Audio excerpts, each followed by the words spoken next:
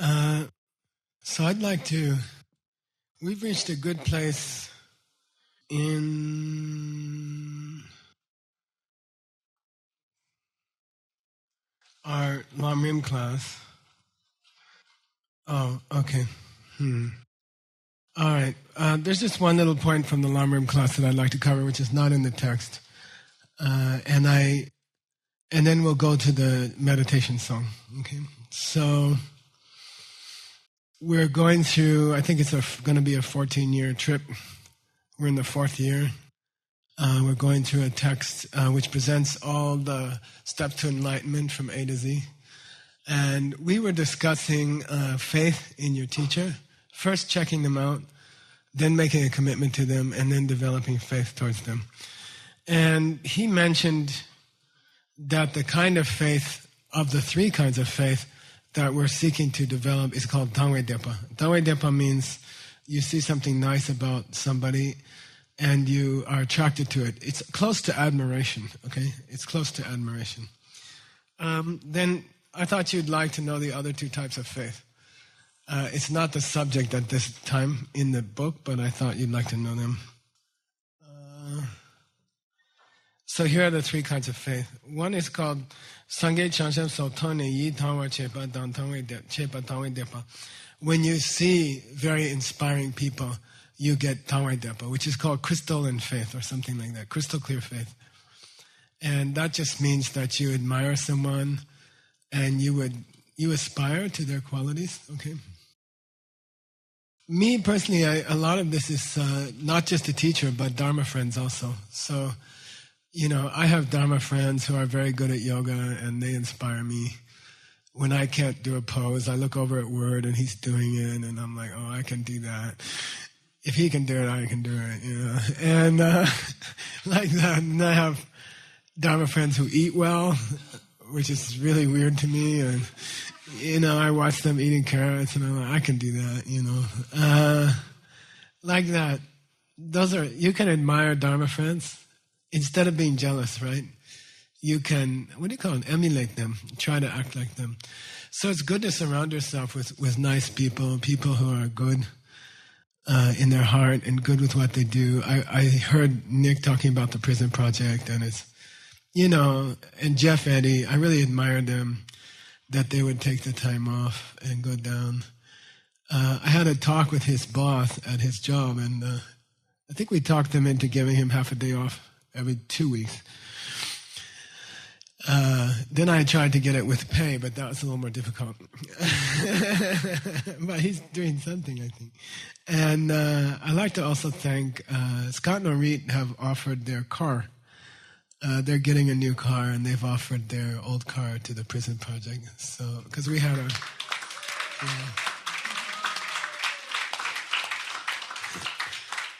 because we have a problem that nobody's car can make it down to Tucson and back, without breaking down. So it's a nice, dependable, uninspiring car. Okay. No, okay. Then that was made possible because Christine Walsh is pretty much giving them her old car. So I'd like to thank Christine Walsh.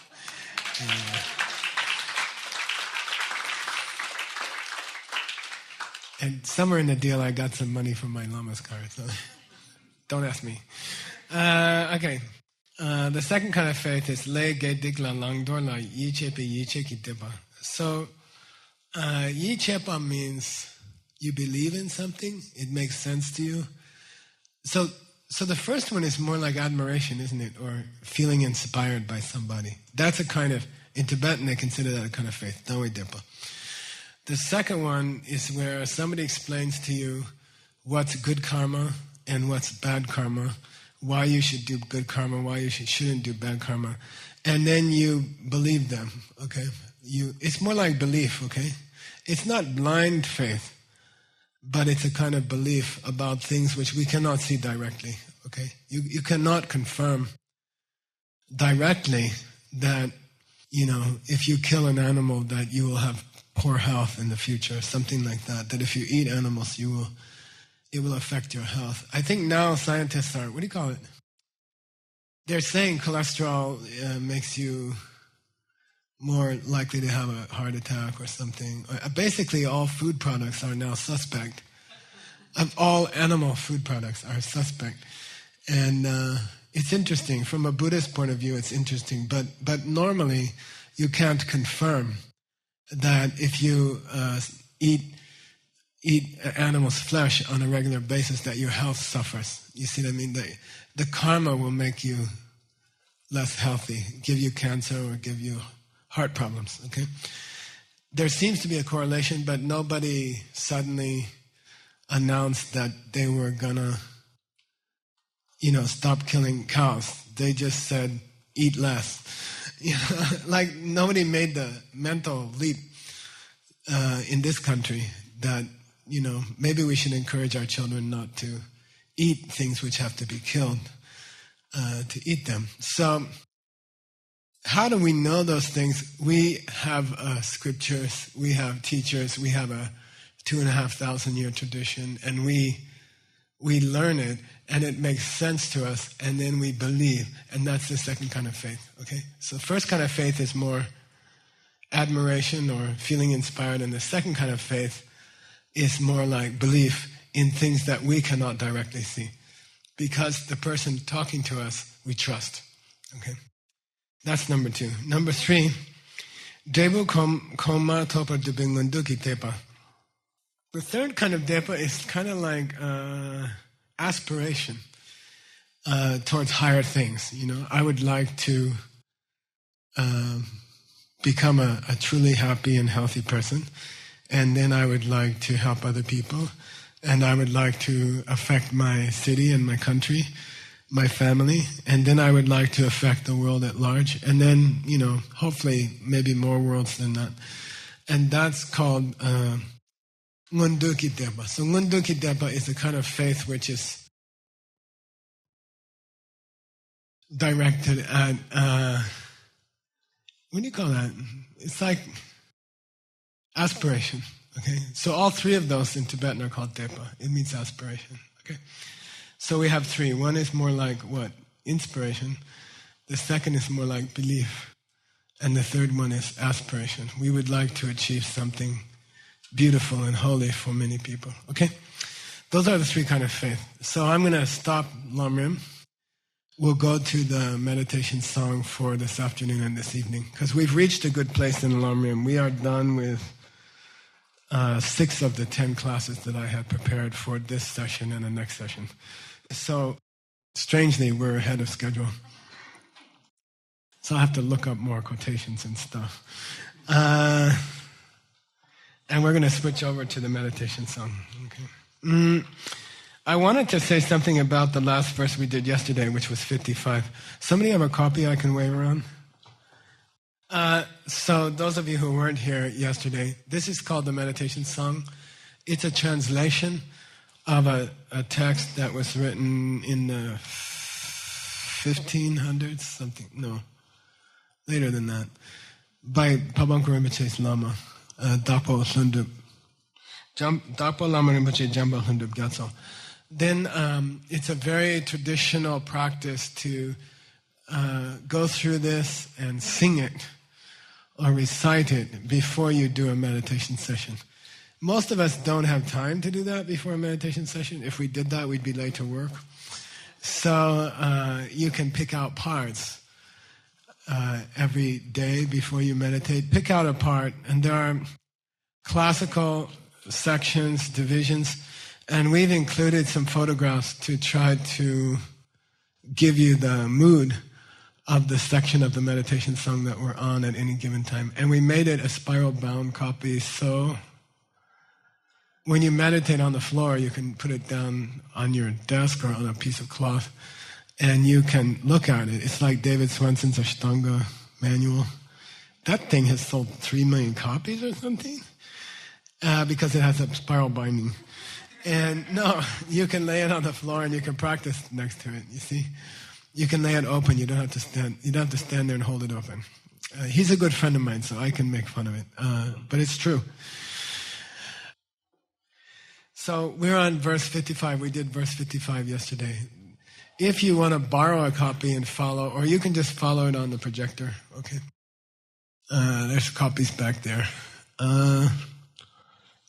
I wanted to point out something I forgot to say yesterday. This verse 55 is a common grace in Tibet. Okay, you can use it before eating food or before drinking anything. Okay, it's a tradition in Buddhism to always offer anything you eat or drink, even if you just have a Starbucks coffee in the morning and you don't eat anything because there's nothing edible at Starbucks. You can offer the coffee to your Lama or to the Buddhas with this verse. Okay, there are different standard graces in Tibetan, and it's good to know 4 or 5 of them. You should learn them. Okay, and it's only the last line would change slightly. Okay, those of you who are learning Tibetan, you can learn this grace in Tibetan. It goes, "Punzo gele chewe tumbe ku." Your holy body was born from a billion perfect deeds. Taye doe rewa kongwe sung. Your words fulfill the hopes of infinite living creatures. Malu sheja jishin si betuk. Your mind perceives all things exactly as they are. And then if you're going to do the grace, you change the 4th line. Okay, those of you who care. You can write down the pronunciation at least. Shakye, say Shakye. Tso, Dela, Chirpa, Pu. Shakye, Tso, Dela, Chirpa, Pu. Okay? So that's the traditional grace. The 4th line is different. Okay? If you want to learn the grace. Shakye, Tso, Shakya. A lot of people confuse Shakya with Sakya, okay? Shakya is a clan or a tribe of people who lived in India 2,500 years ago. And Lord Buddha, Gautama, when he was Siddhartha, he was the prince of the Shakyas, okay? So, and Sakya means pale earth, and it's an area in south central Tibet where the ground is sort of pale, like chalky color. And the monastery there was called Pale Land, Sakya. And then a tradition, a lineage started there called the Sakyas. And it's one of the 4 great lineages of Tibet. Not to be confused with the 4 great schools of ancient India. Okay, so but a lot of people confuse these two. Shakya means the tribe of which Lord Buddha, before he became Buddha, was a prince, when he was Siddhartha. Okay. And then Shakye Tso means what? You know Lam Tso Nam Sum. Yeah, Tso Wo as referring to a person means head or chief, okay? Shakye Tso Tela to you, Chepapu. I offered this Starbucks coffee that I'm about to drink, okay? Chepa means offering, pu means I give or I present as an offering, okay? So if you would like to do a Buddhist grace before you eat or drink, which is a beautiful custom, it's a really beautiful custom, you can learn a few of the basic graces before eating. There are like 5 that are pretty standard. So you would change this last line in the English, you'd say, instead of saying, I bathe this divine form, you would say, I make this offering to you, Lord of the Shakya clan, or something like that, okay? I make this offering to you, Lord of the Shakya clan, okay? All right, let's go to the next verse, 56. Oh, there's a baby there. That makes sense. I tried really hard to find one with a duck, but I couldn't. So he just has little boats. All right. There is enough sit-down rubber ducky. Probably he's tantrika. Okay. Okay. All right. I'm going to read. So we are in the middle of a section where you bathe your teacher. And as I said yesterday, it's nothing weird. It's not inappropriate. It's innocent. It's pure. It's nice. It's like Jesus washing his disciples' feet, okay? And it's just considered very graceful and beautiful practice. So we're going to go through and wash different groups of people. We're going to bathe different groups of people who belong to the lineage of the Lamrim teachings, okay? And that's a long There are many, many lamas in that lineage. There's a famous painting or poster of those lamas, and Nick has translated it, which was a lot of research, figuring out, there's like 100 lamas on there, and to figure out who they are, when they lived. And then, we were looking at it afterwards. It took like over a year, I think. And then we were looking at it and we're saying, it doesn't really help people a lot to say, this one was named Joe Smith and this one was named John, Brady or whatever. Like, it's not so useful just to know all their names because the names are foreign names anyway and we can't remember them. So we thought we would add for each lama something cool that they said or did, and then you could have that with the poster. So you could more relate to each lama. You could say, oh, this is the lama who started this idea, or this is the lama who like the story of Milarepa and Rechumba and the horns, the yak horns. And so we're getting together little stories from the database. So we have a database of 500,000 pages. So we search for neat stories about those lamas. And he's going to perform one tomorrow. Okay, I don't know exactly how or what. I think that's Aaron's problem or something. Okay.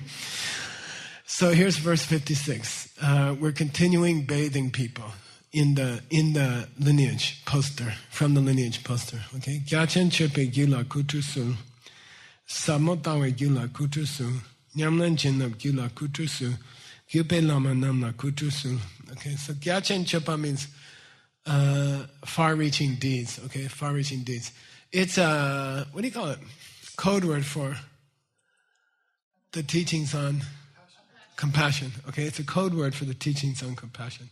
So there's a whole lineage which descended from Maitreya, the future Buddha, down to us, down to you. There's, I don't know how many, maybe,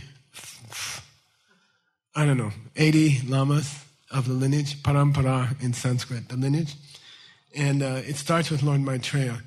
And so the whole side of the teachings that came down of bodhicitta about love or saving the world, these teachings started with Maitreya and came down to us, okay? They were pretty close to being lost, and then in this world, especially in India and Tibet, and then Lord Atisha, took a boat trip to Indonesia, Jakarta, Sumatra, and saved. He met Lama Serlingma, Suvarna Dwipa, and brought back the teachings. He recovered the teachings on bodhicitta or love and brought them back. So we are complete in this lineage about ways to have compassion, about different tricks for learning compassion. For example, exchanging myself with other people. Okay, those instructions came down through that lineage, those lamas. Okay, so Gyu means lineage. Okay, with the BRGYUD, it means lineage, and Kutrasu means Ku means holy word for body, holy body. True means to wash. And Sul means I offer. Okay, I offer a bathing of your bodies. Okay, all the lineage lamas who brought compassion to us. And lineages get broken, okay? Traditions get broken and people forget and nobody passes it on. They sit in the class and they don't take notes. And then when it comes time to teach it to somebody, they don't have anything to teach. You understand? That's how you break a lineage. So for 2,500 years, the teachings we're talking about, the Lamrim teachings, they have been passed down responsibly, correctly, accurately, carefully, in detail, from teacher to disciple. And now I'm discharging my duty, okay? I am passing it on to you. Now it's your problem, okay? And then, you have to have that frame of mind. You have to be taking incredible. My teacher gets very angry. Geshe Teacher Rinchen gets very angry if you're in a class and your hand's not moving. If you're not taking notes, he gets very upset. he might throw you out of the class. So just try to keep in mind that now the responsibility is descending to you to pass it on to the next generation. So you have to take good notes, okay? I can't do it twice. 14 years is enough. Okay. Samotawe Gila Kuchusu. I bathe the holy bodies of the lamas of the lineage of the profound view. What's that? Emptiness. Okay? Don't get mystical on me, okay? It just means when your husband or wife or partner yells at you, you're supposed to pause and say, this is coming to me because I yelled at somebody at work last week, or I got mad at somebody in traffic. So there is no partner in this house who's not coming from me, and that's emptiness. So don't get mystical, okay? It's all to do with your partner. It's all to do with not getting upset at your partner. Are they irritating? Yes. Are they saying stupid things? Yes. Are they trouble? Yes. Should I yell at them? No, because then you have to see them again like that, okay? If you stop yelling, they will change. Okay, got it? That's emptiness. That's all. Don't get all philosophical, okay? That's any emptiness which is divorced of a practical application is pretty meaningless to me. You should be able to apply it in your life. If a person, a teacher, a lama, cannot explain to you how to apply emptiness to your life, they're not explaining it correctly. It should immediately apply to your life. Okay? All right. And if they don't talk about it at all, that's worse. Okay? It's better to screw up the whole presentation than not talk about it at all. Okay? You have to. It's the only way to get out of pain. Only if you understand that your partner is coming from you can you stop pain. Okay? So sooner or later you have to talk about it. Okay. All right. Nyamlan Jinnab Gila Kutusu. We're on the third line. I bathe the holy bodies of the lineage of Nyamlan means we had it the other day. I said, don't call it degenerate taking. Because together it has a totally different meaning. Nyamlan. Practical practice. Putting things into practice. Nyamlan means don't just talk about it, don't just meditate on it, put it into actual practice. Okay? Do something with your partner tonight. Okay? Fix little problems with your partner tonight. Okay? Start tonight. Start this afternoon. That's Nyamlan. Okay? The rest is philosophy. Nyamlan means put it into your life, to your everyday life. Okay? Nyamlan. But Nyamlan is also a code word for the secret teachings. Okay? So we divide our lineage in this tradition, we divide our lineage into three. The teachers of emptiness, the teachers of compassion, and the teachers of the secret practices. Okay? Tantra. That's a whole nother lineage. That's a whole different lineage. Very extensive. There are 5 lineages. Those are the ones coming down the middle of the Lama poster. Okay? The lineage poster. All right? And you should know about them, and here you're washing their bodies, okay? You're offering them a bath. Okay, bath. Okay, all right. Then we have the same mantra as we had before. This is a bathing mantra. Om Sarva Tathagata Abhishekata Samaya Sriya Hum. Okay, this is a mantra for bathing. Normally, this kind of mantra, when you say the mantra, it makes it happen where they live, even if you can't see it. Okay? So when you say, Sarva Tathagata Abhishekata, they're like, suddenly a bathtub appears and they jump in and they're like, he's doing the mantra now. Thank God. Otherwise we just had to listen, Now we got a bathtub and we got, what do you call it? Epsom salts and a rubber ducky. This is cool. So if you don't say the mantra makes that thing appear in front of them, okay? Even though you can't see it, when you finish the mantra, they have this crystal, massive spa, and they are having a beautiful mineral water bath, This, we had a Chinese gentleman begged me to teach him for 5 days, who's paying for the student center at Diamond Mountain $1.1 million. So I said, okay. And he said, well, I'll arrange for a doctor to fly in from Beijing for you. He takes care of the Congress of China. I'll fly him in to, I heard you had, you need a doctor sometime. I'm like, no, you don't have to do that. So he did that. And then he put me in a cottage above the hot springs in some, exotic place in China. But I didn't have time to go down there. I just have to go downstairs and sit in the water, but I didn't have time. Anyway, it's like that.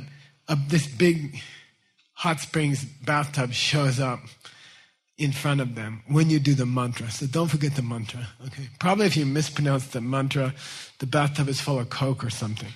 Okay, so Scott says it's all right. Okay, all right, you gotta control that. Okay, all right. Okay, we're on to verse 57, 58. Tumba sage namna kutusu, kyoba damchin namna kutusu, Jemba gendu namna kutusu, kebne kojo sumna kutusu. Then here you bathe who? Kojo sum. The 3 jewels, okay, the 3 jewels. There's a teaching on the 3 jewels. If I have time someday, I'll teach you. The lower middle way school. It takes 12 years, okay? And we never did it. But there's a teaching on the 3 jewels, which is very profound. And it redefines the 3 jewels. It says more accurately what the 3 jewels are. So the Buddha, Dharma Sangha, right? This is very famous. If you take refuge in these 3 jewels, according to Buddhism, you are a Buddhist. This is confirmation, or what do you call it? When you get older, you do confirmation, yeah. And baptism. This is baptism and confirmation together in the Buddhist church, okay? If you take refuge in the 3 jewels correctly, you are a Buddhist. And then there's a joke in Buddhism that one day somebody was sitting in Sera and the abbot was sitting up there, and he nudged his friend. He could read people's minds, and he elbowed his friend and he said, the abbot's not a Buddhist. The abbot of our monastery is not a Buddhist because he doesn't understand refuge. He didn't take refuge, okay? Refuge always involves emptiness, okay? Refuge means protection. Tomorrow you will hear, give me shelter, and you have to remember. We chose this song because it's about protection or refuge, okay? So what protects a Buddhist? It's not, we don't believe you can pray to Lord Buddha when the doctor's trying to decide whether you have cancer. You can't say, please, take away the cancer or something like that. We don't believe that's a method. We believe that to get protection, you can't go to a statue of Buddha and ask for favors, We don't believe that. You can keep a statue in your house, but don't go asking favors of the statue, okay? We don't believe it can do it. How do you protect yourself? For example, if you're about to create a bad karma by yelling at your partner because they yelled at you this afternoon, how do you protect yourself from that? Not yelling back, but you have to understand where it's coming from, right? The not yelling back has to be based in understanding where they came from. Yeah, understanding. Which means an understanding that, A, they are coming from seeds I planted last week by yelling at somebody, and B, there is no partner who lives in my apartment who's not coming from what I did myself last week. And that's emptiness. So that's what it means to take refuge in emptiness. Okay? And that makes you a Buddha. Sorry, Buddhist. Makes you a Buddha slowly also. Okay?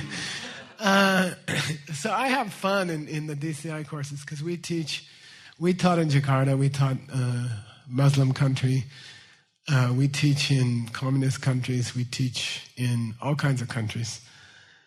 But if we, on a DCI program, can get the audience to understand not yelling at their partner, because that will make a bad partner next week, if we can get them to understand and act on that, they are taking refuge, and they are by definition Buddhist. It doesn't matter what pictures they have in their house or what they do, okay, for a job or what kind of country it is. If they use emptiness not to hurt themselves, they are taking refuge, and they are Buddhist, okay? So these are the three objects of refuge. Buddha, the person who used emptiness very well and got to be a Buddha, okay? And there's a Buddha in you, in a sense. The fact that you don't come from anything except your own seeds is your Buddha nature, okay? You already have some Buddha in you, okay? So you can take refuge in yourself in one way, okay? Dharma, what? Dharma is, the teachings, the books, the tape recordings, the videos, the Tibetan books, okay? But more deeply, it refers to the direct perception of emptiness, okay? When you take refuge in Dharma, you are taking refuge in the direct perception of emptiness. After you have the direct perception, it's much more difficult to get angry at your partner. Before you have the direct perception, you can forget, or you can slip, or you can have bad days, okay? And yell back, okay? Sangha? Yeah, people who understand this stuff, okay? The club. We should call it the club. The club of people who get it, okay? And in this room, it could be, 3 people over here and 6 people over here, or, the club is sprinkled around.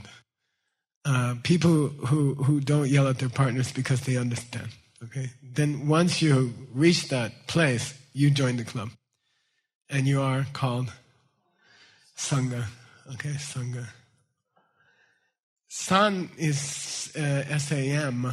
It came from SAM, Sam, which came into Latin as COM, like committee or conference or like that. Okay.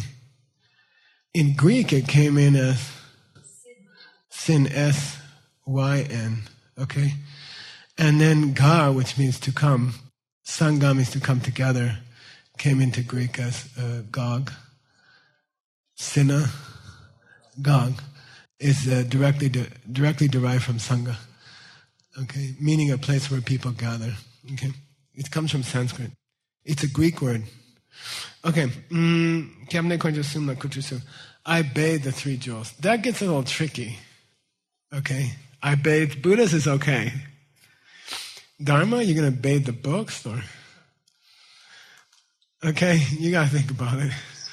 Probably you can bathe anyone who's having the direct perception of emptiness right now. That's okay. Just don't distract them. Okay. And then Sangha is all your friends. You can.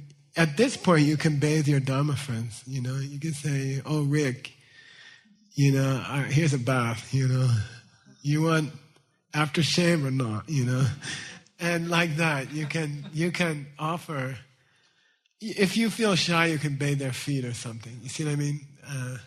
But at this point in the text, you can bathe your Dharma friends also, okay? Om Sarva Tathagata Abhishekata Samaya Shihum. We repeat the mantra, and that makes it happen. That makes it really happen. Okay. She Trusul.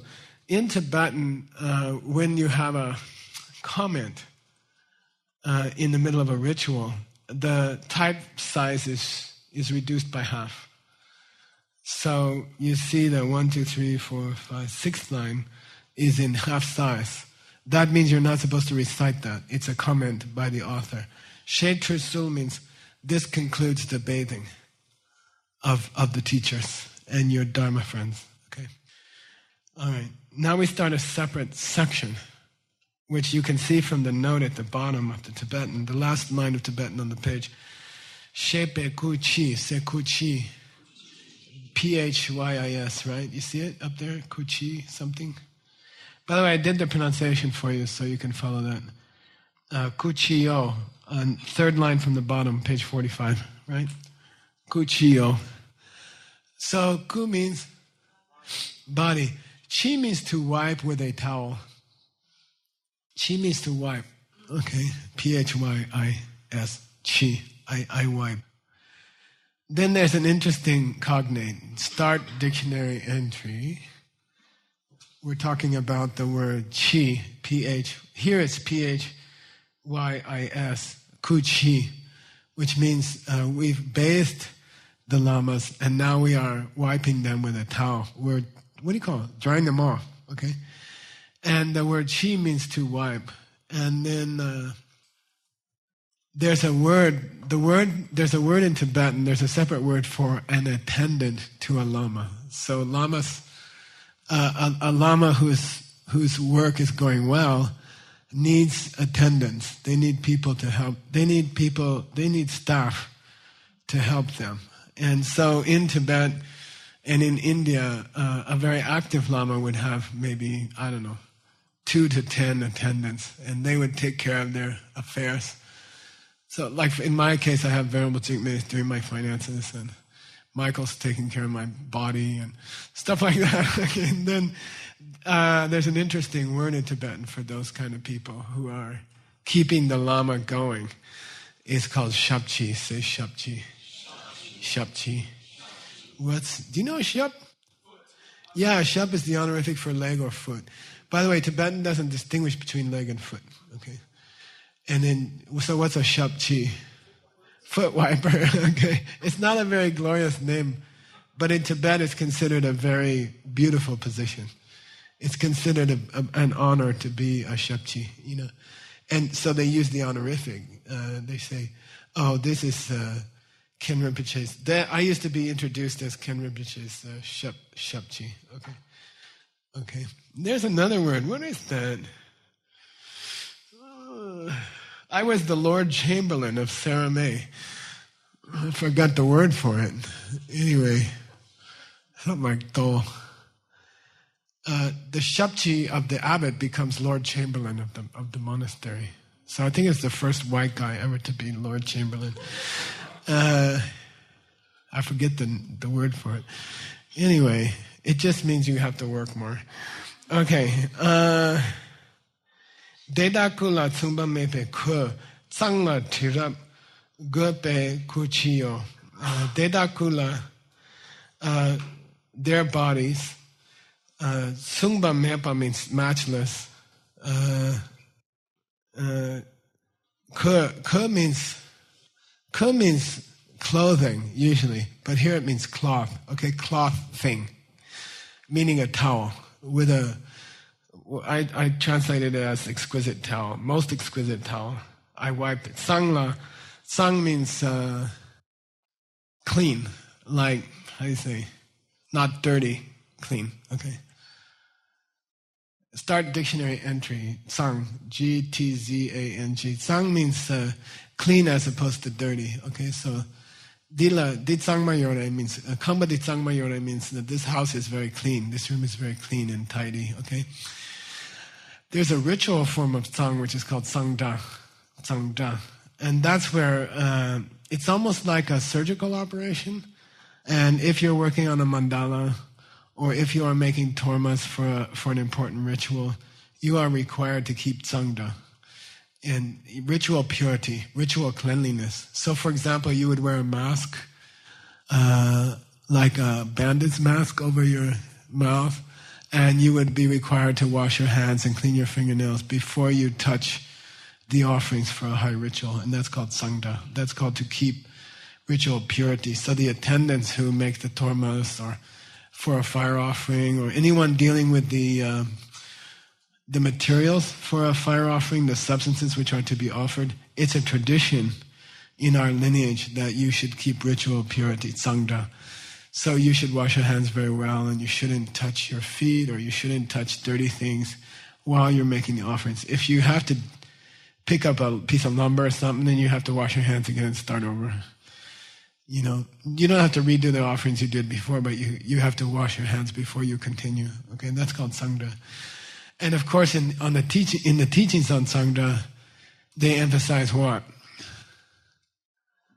The real cleanliness is in your heart. Yeah, the real cleanliness is not the mask that you wear. It's that while you are preparing the offerings, like a torma or fire offering substances, you have to keep your heart very light and happy. and you can't think about people you don't like or, things people did to you or stuff like that. You have to keep, inner cleanliness is more important than the Tsangda, okay? And dictionary entry for Tsang, G-T-Z-A-N-G. Kao Tsang a Tsang. Tsang la, this la means and, chi rap means very, very fragrant, okay? Gepe means I wipe, I dry. Kuchio, I dry off their body with these exquisite towels which have a delicate fragrance to them, okay? And are very clean. Probably they are fluffy also. All right. And then there's a mantra for toweling a lama, okay? Let me do it again. Oh yeah. Om Hung Tam Shri Akaya Vishuddhanaye Swaha. Okay, I'll say it again.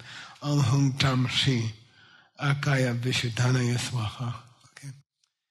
Vishodhana means to clean. Okay. Shuddha means very clean.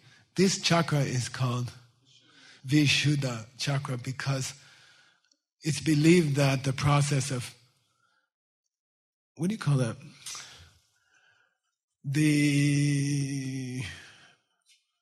What do you call it when you take food and you break it down into... When you break it down into... What's the word in English? It ends up as a very powerful liquid. The whole process of digestion... What's it called? Chime, I think, maybe. I don't know. The process is that chunks of hamburger or McDonald's bun or French fries that are chewed in the mouth and start to go down the system, the breaking down system, all the intestines, the stomach, then what you come up with at the end, the nutritional essence of the food is like a teaspoon from a whole McDonald's dinner, probably less from McDonald's dinner, but, huh? Yeah, it's like, it means purify, or what do they call that? Huh? Yeah, reduction in the sense of French cooking. Reduce the gravy or something. Like you start with a big bucket, and then at the end you have just a few teaspoons of it's a nutritional essence. Okay, so that process of processing the food from gross chewable stuff into a teaspoon of what can feed your cells starts at the throat. So this chakra is called Vishuddha, which means purifier, filter. Purifying filter starts here. Okay, so that here the mantra is Vishodhana, means I wash you clean, or I dry you clean, like that. Okay, Vishodhana. Kaya means your body. Okay, good. And then the Humtang He are, I'll tell you later, I didn't look it up, but there's special meaning to those are sacred syllables, but I should break them down for you, okay? Om Tum Ram Shi. All right, next one. Next page. And, oh yeah. Let's do one more verse and then we'll take a break, okay? What time we have to stop? 5:30? Okay. We'll go for like another 5 minutes and then we'll take a break. Tongsong kundu chinge dangwa yi chi chao namki tuwa namki ku ser jang soma chido che patar wo chak parwa deda chupar ki. Then shepe kuchuk. Chuk means to apply oil, to smear. Chuk means to apply oil. B-Y-U-G. Okay? Chuk. Not too common a word, chuk.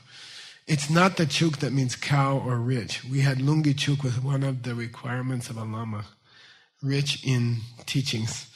This is third column. Chuk. Okay? Chuk. To smear. Okay? Cosmetics or oil, like that. So here we are applying oil to their bodies. What do they call that?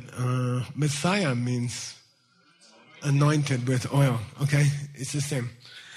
Dongsun. We had Dongsun. We just had Dongsun.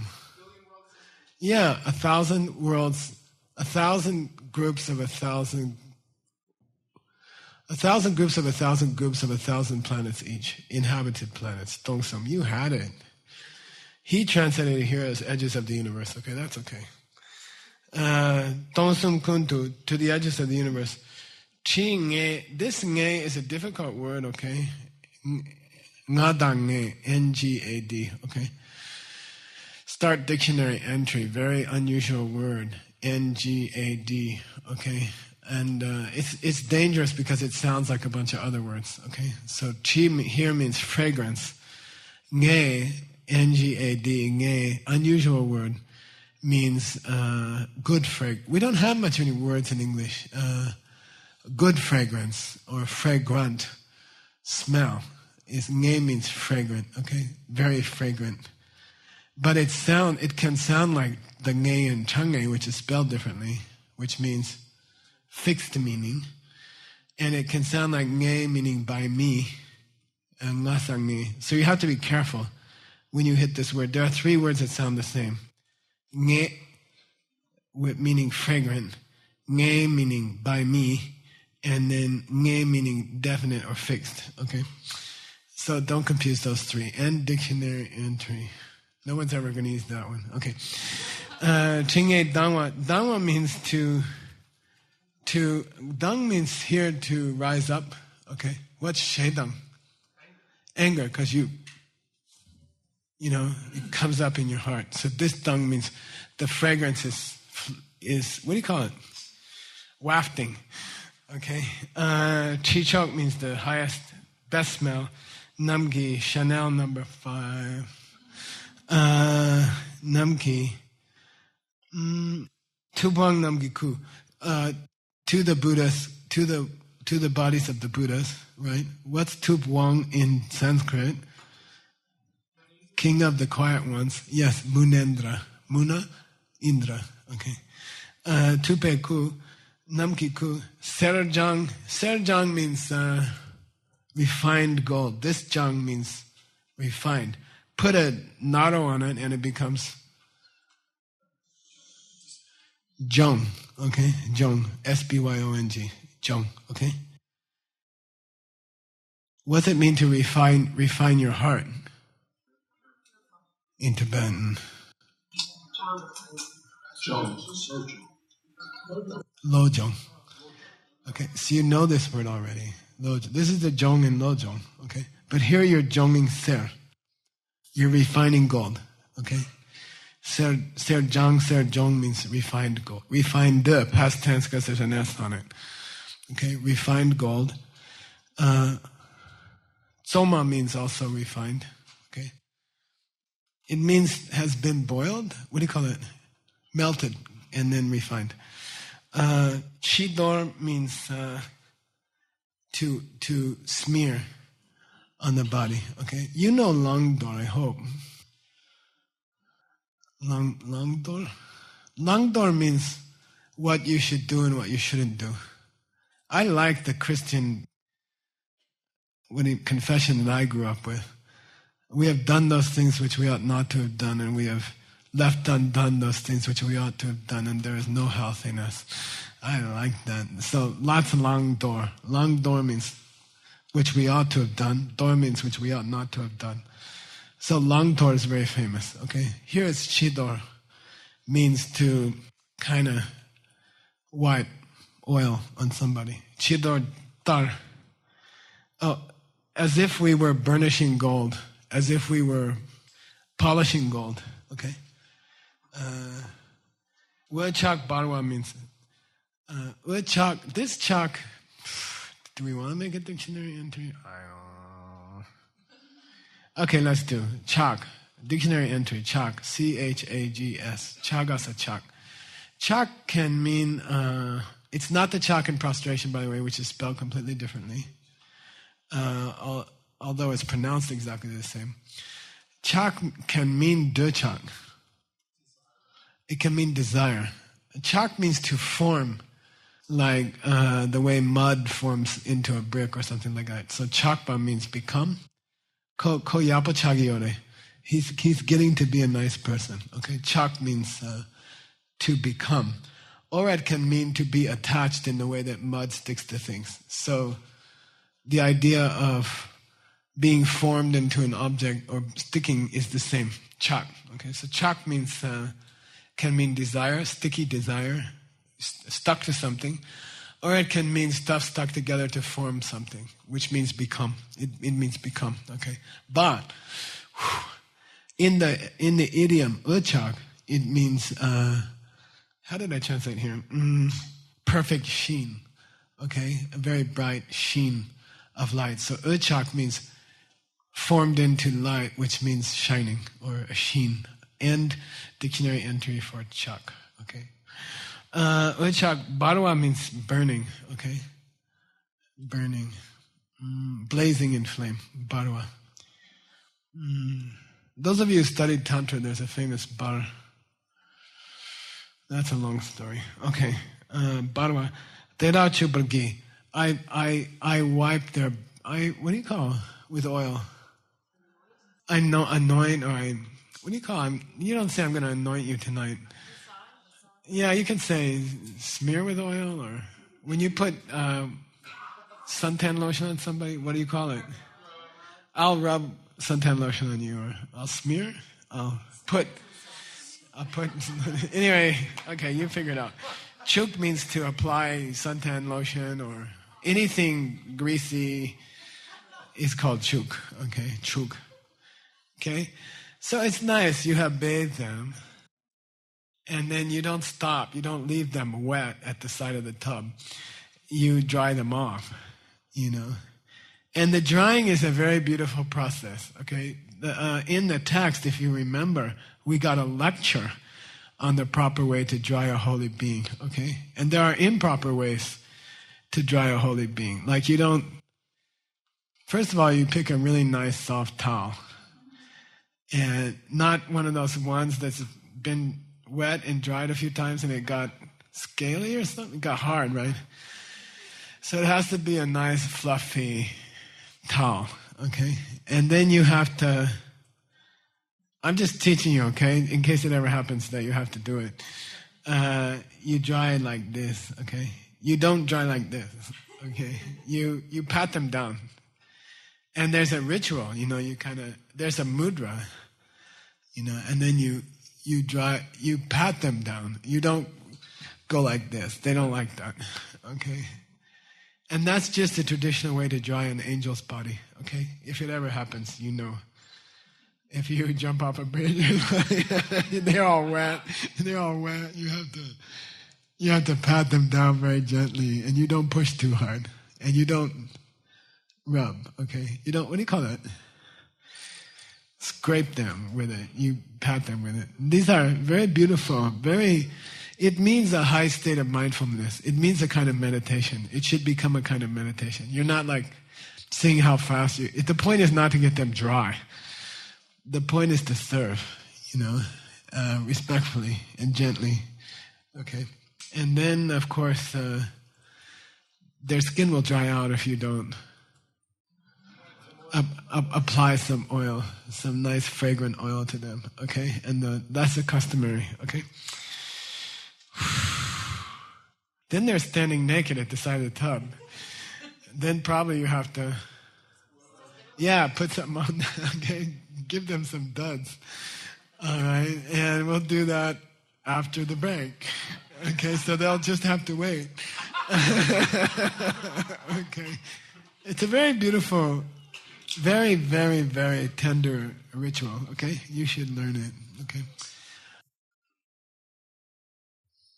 Okay, verse number 60.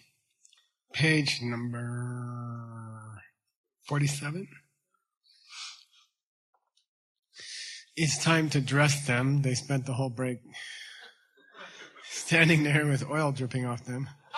Sabjan yama saiga, miche doji kunyela, miche tepe dagbuna, dakyang doji kutop shop. Sub Sapa means, how do you say? Silk is saba. Thin? Sheer. Sab means sheer. Jam you know because you know Jamyang. Manju. We're talking about duds. Close. Yeah, soft. Okay. Sheer and soft. Okay. I said gossamer soft. That's not bad. Sheer like very thin, like gossamer. Like a... Okay. Yeah. Sabja Yangwa means light as opposed to heavy. Okay. And of course there's a lot of other yang, so you have to be careful. Right? Meaning also. Or but. So don't make a boo-boo. Yangwa. Cha means what? Daddy, God. Okay. Ke means clothing. This is a poeticism from Sanskrit. Laika is always silk. It always means silk. It's a synonym for silk. Okay. Raiment of the gods. Clothes of the gods. Okay. It means silk. Now there's a cool expression here. Mi means not, right? Che means to split or to divide. And so it's not che, third column, it's second column, che. So, start dictionary entry. We're talking about the word mi che, which means not che. The che is spelled payata chadama cheda che. So not to be confused, P-H-Y-E-D should not be confused with B-Y-E-D, which means to do. And it's one of the most common verbs in any language. The most common verb is to be. Second most common verb is to do. So chepa, B-Y-E-D, means to do. This is not, but that's third column, which means voice. Che, chepa, chepa. This is the second column, which is high tone aspirated. Che, che. And because it ends in D or da, the D drops out and the sound gets shortened. Che. Che, okay? So che means to cut or to divide. And then a noun was made out of it called D-B-Y-E, Tao Payate Ya Debu Ye. Ye. Okay, what's yewa? A division of any categories. Okay, it's called yewa. So if you care, Bayata Ye, okay, Tao Bayata Ye is related to che. Okay, they're both the same verb. Okay, to divide or to cut. So mi che can be said of dorjes. Yeah, unbreakable. Okay, unbreakable. Mi che. So what's the dorje here? They're ku. Yeah, their body is like a diamond, which is indestructible. Okay, unbreakable. Ku nye means they have attained that kind of a body. Nye la. And to that body, I will make offerings miche tepa. With miche tepa. Yeah, with adamantine faith, unbreakable faith. So it's a very famous parallelism in this poetry here. Miche doje, miche tepa. Okay, very famous. The two miches here. Okay, with unbreakable faith, I will clothe your unbreakable diamond body in silk. Okay, cool. Okay, miche depe dak bulna. If I offer them, if I do that, na. Okay, if I make this offering, dakyan means I also. May I attain top dorjeku, the diamond body. And then he uses the honorific, which you're not allowed to do about yourself. You're not allowed to say my holy body. But he did. Why? Because he'll be a Buddha when he gets a dorjeku. Then you can say my holy body. That's okay. Got it? Normally you never use the honorific about yourself. Okay. Dorjeku. Che ku bul means ul. Ul is a form of bull. Okay, you gotta get used to that. Ul. Ul. The last line in the Tibetan. Ul means offer. Offer clothing. Okay. Next verse. Now that you've dressed your partner, you gotta, especially if you're a man, give them some jewelry. Okay. All the women are looking at their man. Of course. Okay. Gyawa tsempe rangshin gendenchir, genshin dhaki, genbar mi zelyang, rinshin gencho purwe doakun, tsempe gembe kule topasho. How many gens in this verse? Tsempe gembe, gendenchir, genshin, genbar mitsang, gencho, and gembeku. 5. Okay. Gen means ornament. Okay. A piece of jewelry. All right. A jewel in the sense of a piece of jewelry. Okay. Gyawa tsempe. Tsen means, hi. Peche gechu. Tsen sumju sonyi peche gechu. Tsen pe is an abbreviation for Tsen sumju sonyi. And the peche gechu. 32 cents, 80 peche. The major and minor marks on the body of a Buddha, the physical body of a Buddha. So like they have wheels pressed, the flesh of their hand forms wheels, okay? They have longer ears. They have a bump on their head. They have a little hair here. They have wheels on their soles of their feet. There's 112 signs like that. So the first line says, you already have jewelry. You lamas, because you have the signs of an enlightened being. Therefore, Genshin Daki Genbar means cell. This cell is the cell in Chakcel. Yeah, Chakcel means to bow down, but the cell part means Chakcel. Okay, say Chakcel. You know, very famous Chakcel Lo. Sangha. Chak means hand. Chak means hand, and cell means to seek. To seek. And it means to seek a boon from the hand of the teacher. So Chakcel, the word for prostrate, means to seek a favor from the Lama. Okay? Meaning, please teach me compassion, please teach me emptiness. Chakcel, I seek something from your hands. Okay? Chakcel. So here it means, since you already have naturally formed jewelry on your body, you don't sell other kinds of jewelry. Huh? Yeah, you're not looking for any, okay. You've got the signs of enlightened being. You're not looking for like a bracelet. Okay? You've got the ultimate jewelry, part of your, stuck on your body. You don't need these other kinds of jewelry. But, yang, rinchen gencho puwe doakun, tsembe gembe kulu topashok. Then that's a very common formula in these offering texts, okay? You don't need anything from me. You have everything. But, what? If I offer it, what? I will get that jewelry. I'll get the same jewelry. Like that. That's a very common formula in offering texts, okay? You don't need jewelry. You've got natural skin jewelry on you. But, if I make offerings of, like diamond earrings to you or a bracelet with rubies and diamonds, then I will get those natural formations on the body that mark you as an enlightened being. Okay.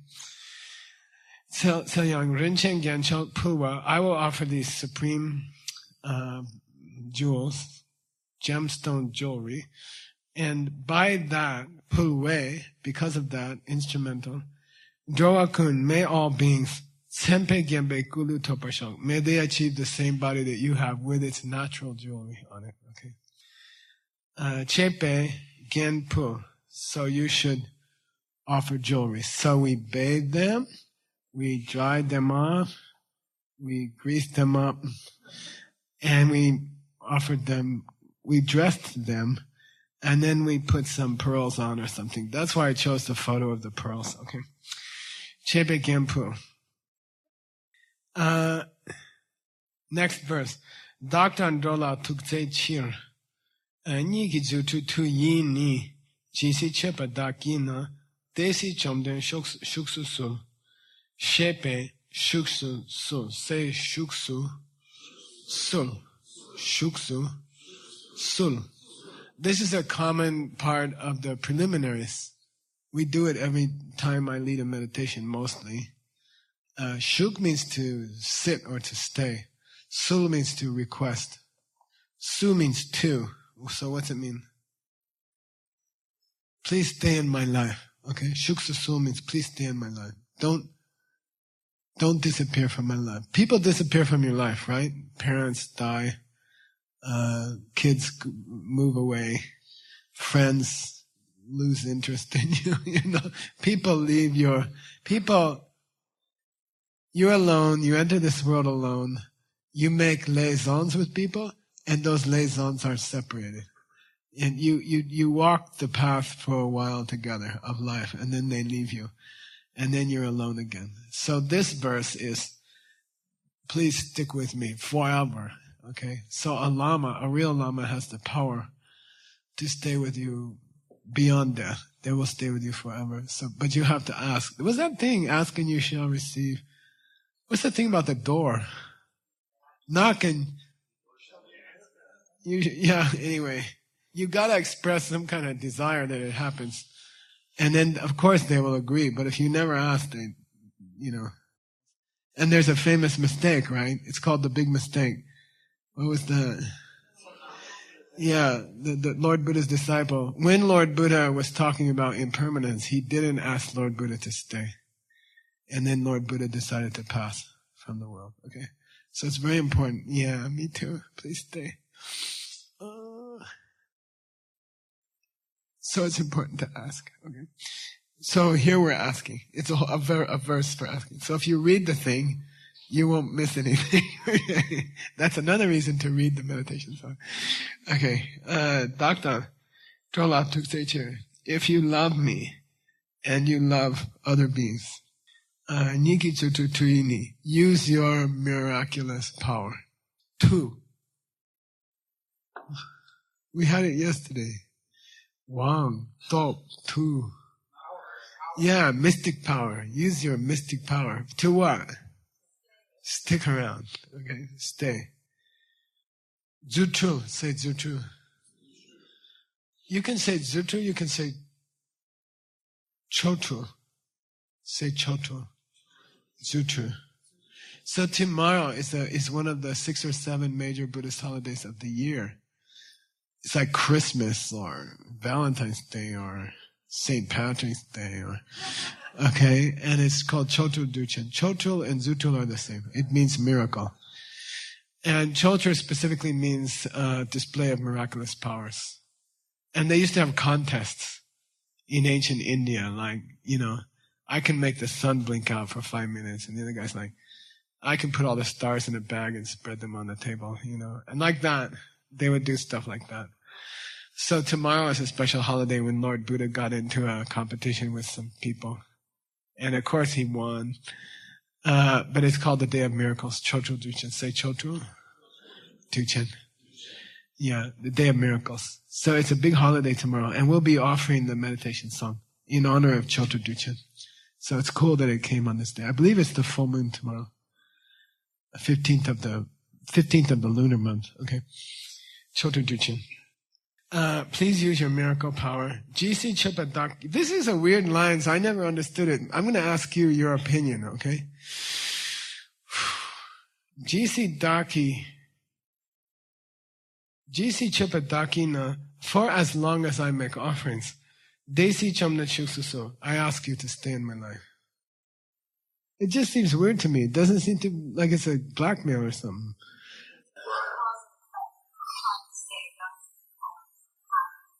Yeah, maybe. Yeah, maybe.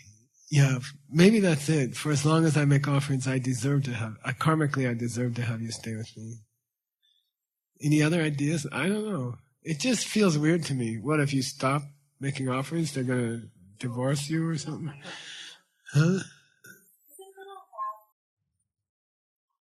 Oh, that's very nice. That's a nice thought. Yeah, there's a tradition in Buddhism that you cannot teach a person until they ask. So we can't be, what do you call it? We can't proselytize. We're not allowed to go door to door and bang on people's door, get them to follow us.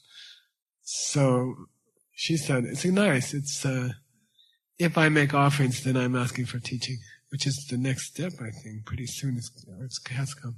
Adam?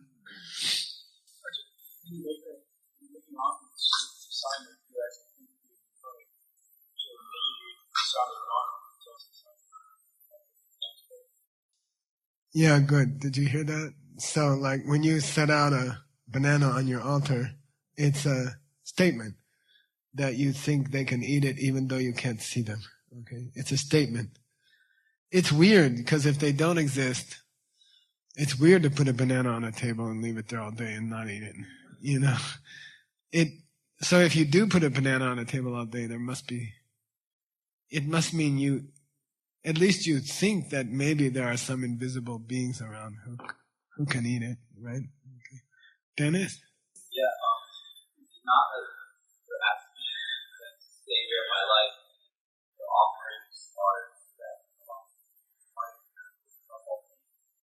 Say it again, I lost you. That asking is cause for the Lama to stay, and the gifts are the power of the Lama to trouble.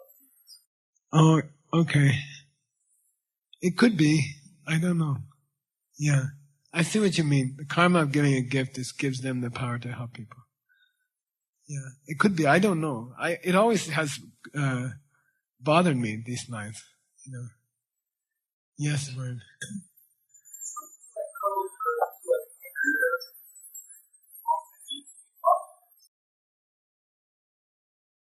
That's a good point. I mean, it does mean that until I become a Buddha, it does mean that. The wording means that. Until I become a Buddha, stay with me, I'll make offerings. But I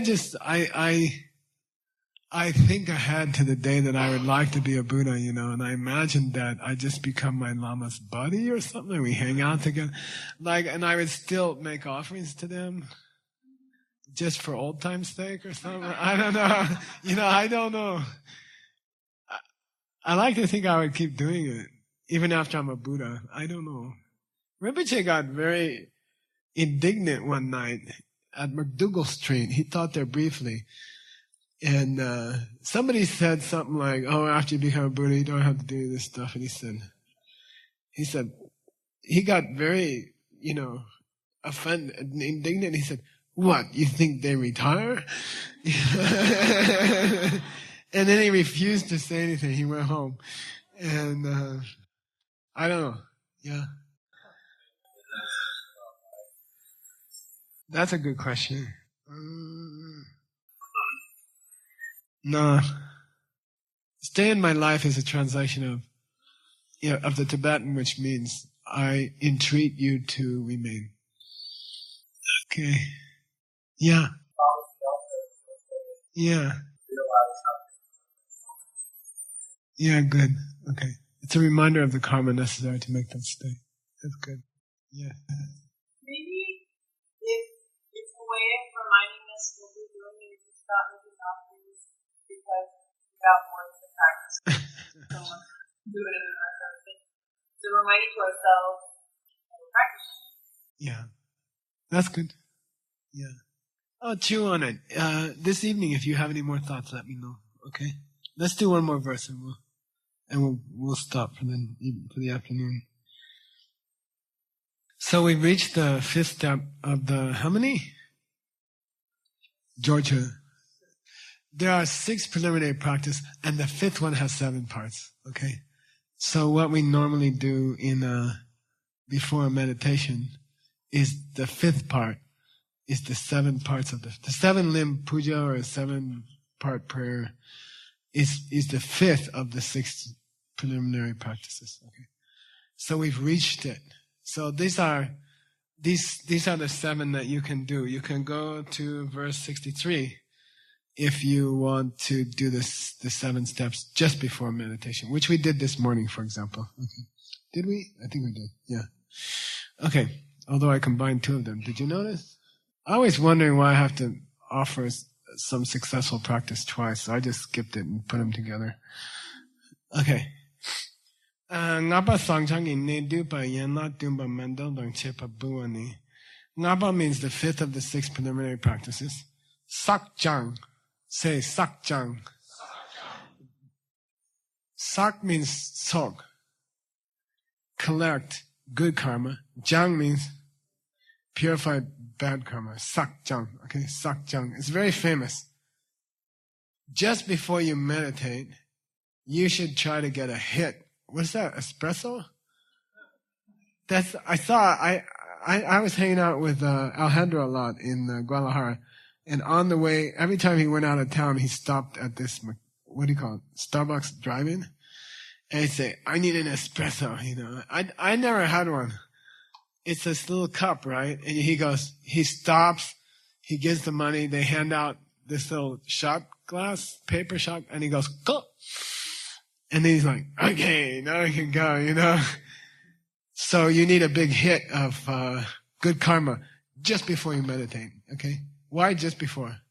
Because you'll get upset at somebody if you wait a half hour to meditate, and then you lose all that good seeds. So you gotta take your espresso, and then right away you have to start meditating, okay?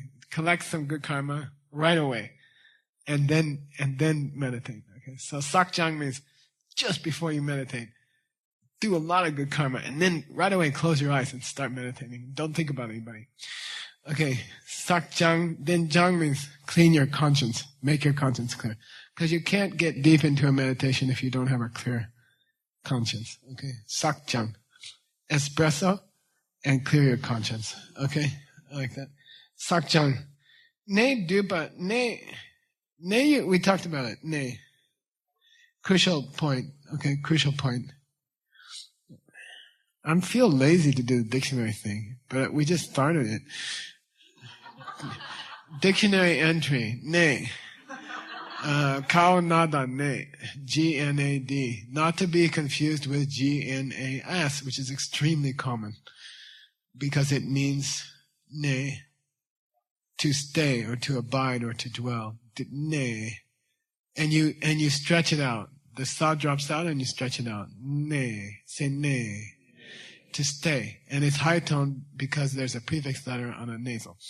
Ne. Ne means to stay. This is not ne. This is ne. Okay? The da drops out, and in linguistic compensation, the whole vowel gets shortened. Ne. Ne. So ne is a very beautiful word. I looked it up in Sanskrit once. It means marma. Marma is related to the root mer, which means to die. Okay, and then from that we get murder and mortuary and mortal. Okay, so marma means it came from the idea that in a karate match or in a sword fight, there are special spots on the other person's body that if you hit them just right, they will die. Okay, like here. This is a popular one in Asia. The jugular right here. Right here. If you cut it, the person's dead. Nobody can save them. I had a friend at Vajrapani Institute. He fell off a roof and he hit a nail here. And his wife sat next to him while he died because there's nothing you can do. You can't stop the blood. And he just bled to death in front of her, you know. And that's a ne, okay? It means, what do you call it? Mortal point. You know, if you hit that point, you can't save the person. So, that's called ne, marma. Then, ne, what do you call it? Ne de numba in Tantra, in secret practice, when you're working with the inner body. There are places in the inner body, chakras, channels, that if you put pressure on them, how? Mama chicken. Yeah, if you concentrate the mind at those points, ne de numba means if you strike those special points in the body, you can see emptiness or something. Like you can do strange things if you get the prana to those points. And that's why we do yoga. That's the ultimate purpose of yoga. All yoga is meant, except Oritz, which is meant to torture you only. Sorry. All forms of yoga are meant to ne de numba. They're meant to strike pranic kill points. And they trigger the direct perception of emptiness or like that. So that's why we do yoga every day. Ne Dunumba. Okay? So ne means a crucial point. In philosophy, it means a crucial idea. Essential idea is called ne also. Then there's a very common genre of literature called kane, which means difficult points. Kane Kijapa means a commentary on difficult points in some subject, okay, like emptiness or mind-only school. Then that genre of commentary will be called kane, okay. So that's entry for the word ne, kawanada ne, which is shortened, linguistically shortened. Ne. Say ne. Ne. Okay, good. And dictionary entries. We'll stop in 1 minute, okay? So here, ne dupa. Okay, ne dupa means these 7 preliminaries include all the guts of spiritual practice. All the essential elements of spiritual practice are contained in the preliminaries we did this morning before meditation. Okay, those 7. Okay, ne dupa. What are we going to talk about? Yenlak Dun. Okay, Yenlak Dun. People call it what do you call it? 7 limb. So Yenlak can mean limb. Start dictionary entry. Yenlak. Okay, it's an idiom. Yenlak.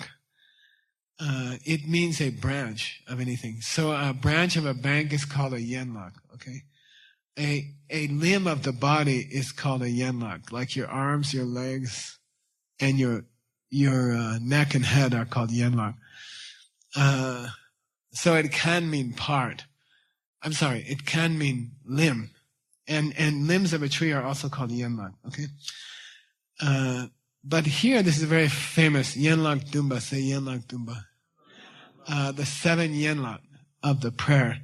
It doesn't really mean branches, okay? I mean, people translate it that way, or 7 limbs, or 7. It doesn't have any meaning here. It just means it has 7 parts, okay?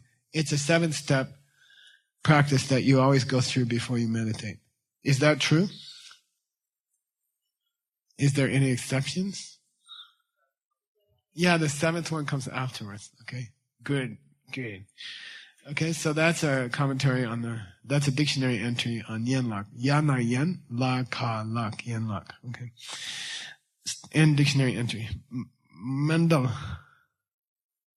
Say Mendel. Mendel. Okay, Mandala. It means the world. Okay. It means this, offering of a perfect world. An offering of the world after everyone gets enlightened because of my hard work is what a mandala offering is. Okay, so if you can't remember all the continents and all the Tibetan words, don't stress. Just imagine the whole world is happy because you dragged around in DCI on all those plane rides, and you offer that to your teacher. I offer the world in the future. I offer a world in which everyone gets the things they want by using the 4 steps. Okay, I offer you this world. Okay, so Mendel Dung Chepa, start dictionary entry. Sorry, I didn't write the book. Start dictionary entry. Dung Chepa. Say Dung Chepa. Dung Chepa. Dung Chepa is an idiom. If nobody explains it to you, you'll never figure it out. Dung means and. Chepa means along with. Okay, Dung Chepa means along with, okay? Then we would say Aaron along with Nick, okay? But in Tibetan, you say the first person, then you say the second person, then you say along with. So you'd say Aaron, Nick, along with. And so you don't put the conjunction in between the 2 items, you put it after the second one, okay? So here, we had Yenlak Dumba, which means the 7-step practice, Mendel Dung Chepa, along with a mandala offering. So this is traditional. They're always lumped together, okay? It's very common to see Sangye Changsem Dung Chepa, which means what? Sangye Changju Semba Dung Chepa. Buddhas along with Bodhisattvas. You see? Buddhas, Bodhisattvas along with, okay? And Dung Chepa. Don't end. Unfortunately, the word dung means and, so people commonly say and then they try to look up chepa in the dictionary and they don't find anything. Okay? So be careful. Dung chepa is 1 3-syllable unit idiom. Okay? And dictionary entry. Bulwa means make that offering. 7-part. It's actually an offering. Okay? I'm sorry. Yeah. Along with a mandala. And that's the traditional warm-up for meditation. And in Buddhism, we believe that trying to do a meditation without warming up is like trying to run a 100-meter race on a cold day without stretching before. And it won't work. It won't happen. Like, try to do yoga on a cold day. Try to go straight into, Surya Namaskars. You'll hurt something. You'll hurt your shoulder or something will happen. You have to warm up first. So to run a race well, in your mind, a meditation, you have to do the warm-up. The warm-up is the 7-part prayer, along with a mandala offering. Got it? By the way, I like mandala because the word mundo comes from that. The world, and mundane, worldly. So the root M-U-N-D has connotations of the world. Okay. All right then. We will continue tonight with verse 64. Bonnie, will you give us a nice mandala of Dung Chepa?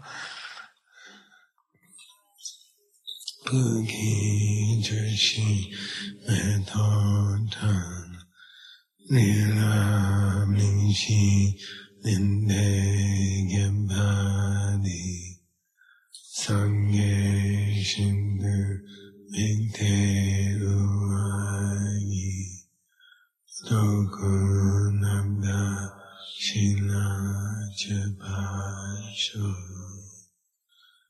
Idam Guru Radhamada Kanayatayami Dikewokan Sanamishe Sotsoshi Sanamishe Lechue Davakuni Topasho. Okay. Thank you. It's a beautiful thing. Like, try to do it once a week, like Saturday or something, when you have the day off. Even the mayor of Colorado Springs gives people days off, I think so. He won't call you. Just turn off your phone.